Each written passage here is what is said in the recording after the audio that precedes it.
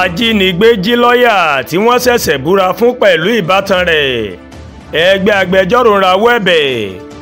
ẹgbẹ́ àwọn agbẹjọ́rò ní nàìjíríà ìyẹn Nigeria Bar Association NBA ó ti kàn sí ìjọba àpapọ̀ láti ṣọ́nà ìyọ̀ǹda akẹgbẹ́ wọn Oyezo Peace Udoka tí àwọn ajínigbé mà jí gbé láìpẹ́ yìí. àwọn ajínigbé ọ̀hún wọ́n jí Udoka àti ìbátan rẹ̀ obìnrin kan gbé lásìkò tí wọ́n ń bọ̀ láti ibi ayẹyẹ tí wọ́n ti sọ Udoka di lọ́ọ̀yà ní nàìjíríà ìyẹn court bar ceremony ní ọjọ́ ẹtì Friday tí ń ṣe ọjọ́ 26 oṣù kẹsàn-án ọdún 2025. ìròyìn mà sọ wípé ìlú Àbújá ni lọ́ọ̀yà Udoka àti ìbátan rẹ̀ náà ó ní wọ́n ti ń bọ̀ níbi tí ayẹyẹ náà tó ti wáyé o agbègbè Lọ́kọ́jà sí Òkẹ́nẹ́ ní ìpínlẹ̀ Kogi ìyẹn làwọn ajínigbé náà ó ní wọ́n ti ṣẹ́bùrú wọn tí wọ́n sì gbé wọn sá lọ. ààrẹ ẹgbẹ́ NBA Ava Ozigwe ó ṣàlàyé lójú òpó X rẹ̀ pé ìṣẹ̀lẹ̀ ìtinilójú tí kò bójúmu gbà ó ní eléyìí ó bani lọ́kàn jẹ́ pé àsìkò tó yẹ kí Nàìjíríà kó máa yọ̀ lórí ọjọ́ iwájú iṣẹ́ òfin ń làwọn kan máa sọ ọ̀dọ́mọdé lọ́ọ̀yà yìí àti àwọn ẹbí rẹ̀ sínú ìbànújẹ́ o. ẹgbẹ́ wa ń pe ìjọba àpapọ̀ àti gbogbo ẹ̀ṣọ́ aláàbò tó yẹ láti tètè mójútó ìṣẹ̀lẹ̀ yìí kí wọ́n sì rí dájú wípé wọ́n tú akẹgbẹ́ wa àtàwọn yòókù tó wà ní àkàtà àwọn ajínigbé sílẹ̀. bẹ́ẹ̀ ni ààrẹ àwọn lọ́ọ̀yà Nàìjíríà náà bẹ́ẹ̀ ló ṣàlàyé ó ní kò yẹ kí ìjọba tẹ̀síwájú nínú fífi ọwọ́ yẹpẹrẹ mú ààbò àwọn ọmọ Nàìjíríà nítorí àkọ́kọ́ nínú ojúṣe ìjọba ni rírí sí ààbò aráàlú. alukoro ọlọ́pàá Nàìjíríà CSP Benjamin Hundeyin ó kéde pé àwọn ti rí èèyàn 8 gbà padà nínú àwọn 12 tí ajínigbé mà jí gbé ní ojú ọ̀nà Ọ̀kẹ́nẹ́ Auchi ní ọjọ́ ẹtì Friday tí ń ṣe ọjọ́ 26 oṣù kẹsàn-án ọdún 2025.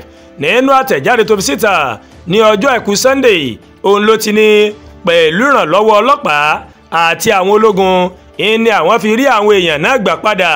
ó ní ìgbìyànjú ń lọ lọ́wọ́ láti rí wípé àwọn tó ṣẹ́kù sí ìgbèkùn ajínigbé náà wọ́n rí wọn gbà padà pẹ̀lú àlàáfíà ara. ìjínigbé mà jẹ́ ọ̀kan lára àwọn ìpèníjàbò tó ń kojú orílẹ̀-èdè Nàìjíríà. ẹ ó rántí pé ní ìpínlẹ̀ Kogi kan náà ń làwọn ajínigbé ó ní wọ́n ti yabo ilé ẹ̀kọ́ gíga Confluence University of Science and Technology lọ́dún tó kọjá tí wọ́n sì jí akẹ́kọ̀ọ́ 9 gbé lọ. inú kíláàsì ń làwọn akẹ́kọ̀ọ́ náà wà wọ́n múra sílẹ̀ de ìdánwò ní ikọ̀ ajínigbé náà ó ní wọ́n mà dé ìyẹn ní ọjọ́ ajé tí ń ṣe ọjọ́ 13 oṣù karùn-ún ọdún 2024. ní oṣù karùn-ún ọdún 2025 yìí àwọn olè orí omi ìyẹn sea pirate wọ́n mà jí arìnrìn-àjò 13 gbé lójú omi Izaka waterway níjọba ìbílẹ̀ Okirika ní ìpínlẹ̀ Rivers. àwọn akẹ́kọ̀ọ́ oníwèé 10 tó rìnrìn àjò láti lọ ṣe ìdánwò wọn ní ìṣẹ̀lẹ̀ náà òun ló ṣẹlẹ̀ sí lọ́jọ́ 6 oṣù karùn-ún ọdún 2025. ìyá kan tí ọmọ rẹ̀ wà lára àwọn tí wọ́n jí gbé náà ó máa ṣàlàyé nígbà náà pé ọmọ òun Bakta Benjamin ó wà lára akẹ́kọ̀ọ́ 13 tí ajínigbé náà tó gbé sá lọ o. ó ní àwọn ọmọbìnrin 7 ó wà lára àwọn ọmọ náà. kí Ọlọ́run ọba Elédùmarè kó bá wa dá ètò ààbò padà sórílẹ̀-èdè wa Nàìjíríà.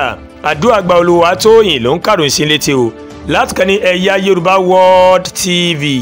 bẹ́ẹ̀ ṣé ń wò wá ẹ máa bá wa like ẹ máa share ẹ dẹ̀ máa comment ẹ má tún gbàgbé láti bá wa subscribe sórí YouTube channel wa kí a bá tẹ notification bell láti lè máa máa wo ètò wa lọ́kọ̀ọ́jọ̀kan tó bá ti gorí ìkànnì yìí.